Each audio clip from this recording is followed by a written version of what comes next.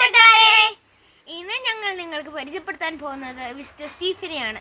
വിശുദ്ധ സ്റ്റീഫനെ സ്തെഫാനോസും എന്ന് വിളിക്കാറുണ്ട്. വിശുദ്ധ സ്റ്റീഫൻ ആരായിരുന്നു? ആദിമ ക്രൈസ്തവ സഭയിലെ ഒരു വിശുദ്ധനും ആദ്യ രക്തസാക്ഷിയുമായിരുന്നു വിശുദ്ധ സ്റ്റീഫൻ. വിശുദ്ധ സ്റ്റീഫൻ എന്തുകൊണ്ടാണ് ആദ്യ രക്തസാക്ഷി എന്ന് വിളിക്കുന്നത്?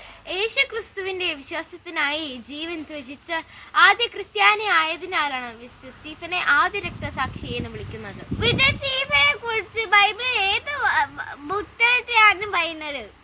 അപ്പോസ്തലന്മാരുടെ പ്രവർത്തനങ്ങൾ എന്ന പുസ്തകത്തിലെ 6-ാം അധ്യായത്തിലും 7-ാം അധ്യായത്തിലും വിശുദ്ധ സ്റ്റീഫനെ കുറിച്ച് വിവരിക്കുന്നുണ്ട്. വിശുദ്ധ സ്റ്റീഫൻ സഭയെ പദവി എന്തായിരുന്നു? അപ്പോസ്തലന്മാർ തിരഞ്ഞെടുത്ത് 7 ഡീക്കന്മാരിൽ ഒരാളായിരുന്നു വിശുദ്ധ സ്റ്റീഫൻ. വിശുദ്ധ സ്റ്റീഫൻ എങ്ങനെ രക്തസാക്ഷിയായി?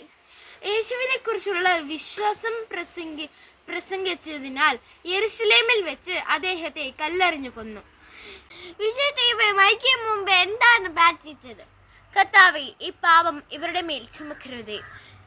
അപ്പോസ്തലന്മാരുടെ പ്രവർത്തനങ്ങൾ 7-ാം അധ്യായം 60-ാം വാക്യം. വിശുദ്ധ സ്റ്റീഫൻ മരിക്കുമ്പോൾ ആരാണ് അവിടെ ഉണ്ടായിരുന്നത്? വിശുദ്ധ പൗലോസ്.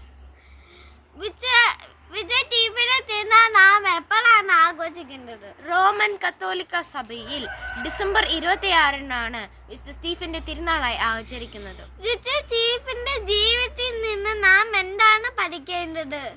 വിശ്വാസത്തിൽ ധൈര്യം, സത്യത്തിൽ നിലകൊള്ളൽ, ശത്രുക്കളെ പോലും ക്ഷമിക്കൽ എന്നീ ഗുണങ്ങളാണ് നാം വിശുദ്ധ സ്റ്റീഫന്റെ ജീവിതത്തിൽ നിന്ന് നാം പഠിക്കേണ്ടത്. വിശുദ്ധ സ്റ്റീഫന്റെ മറ്റൊരു വിശേഷണം എന്താണ്?